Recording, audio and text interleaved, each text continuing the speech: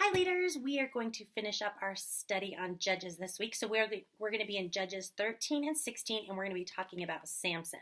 So before the story, we have a fun craft. So you are going to need some tape or glue. Glue is probably a little bit easier, but tape could make it a little bit sturdier as well. You're going to need scissors, crayons, markers, however you want to color. And you'll have a craft stick and you'll have the piece of paper that has this cut out. So here's my Samson. This is what we're going to make. I know I only had yellow yarn. I would prefer that his hair was darker, but whatever. He doesn't have legs either, so I guess I can't be too choosy.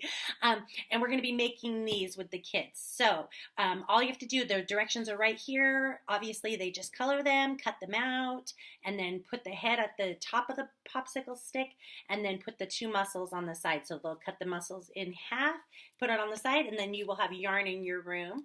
And you just make his hair good and long. You can make it longer than that. Hopefully you'll have lots of different colors for the kids to choose from for what color they want the hair. So that's what you're going to be starting on today. And then you're going to go right into story time and talk about the true story about Samson and how he made a bad choice in picking his friends. So we're going to give a different spin on the story of Samson and Delilah. So it's not inappropriate for the kids to hear it all. We're just going to talk about their friendship and how he trusted her when he shouldn't have.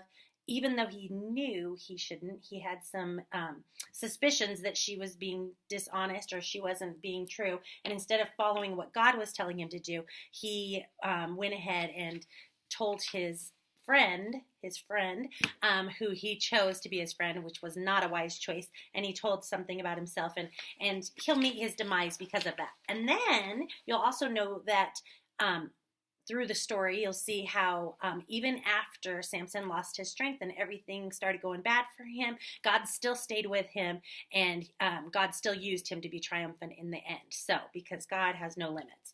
So, we're going to be talking about that.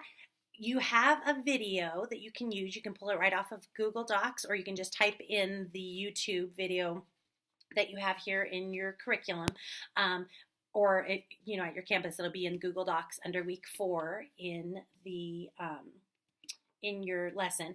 And so that should be super easy to pull up, or you can just read it in here. You can study God's Word. Again, it's from Judges 13 through 16 and make the story your own, however that works best for you. Then you will, of course, do your worship and offering, and your blessing is from 1 Corinthians 15:33. Then after the story, you'll go back to your room, and as always, you'll have review questions.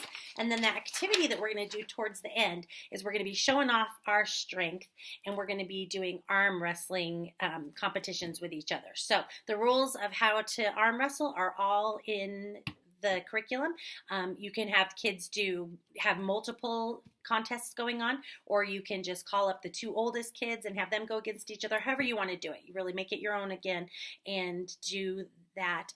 How I'm going to do it in my classroom, I'll be teaching this weekend, and how I'm going to do it is to ask a review question, and then whoever answers the question, I'm going to have them come up and arm wrestle. But however, depends on how much time you have. If you have time to just do the review questions separately, or you can use them in your activity. So however that works, I'm going to have them answer questions, and then whoever answers gets to come up, and then the next person to answer the next question gets to come up, and they will go against each other in arm wrestling competitions. So that is my plan. Next week, and you have prayer time, as always, like you always do. So don't forget to be writing down those prayers so you can go over those a little bit later. That'll come in handy for you next week when you can talk to the kids. We're having some fellowship time, and we're having a review day next week. The review is going to be over the last 8 weeks.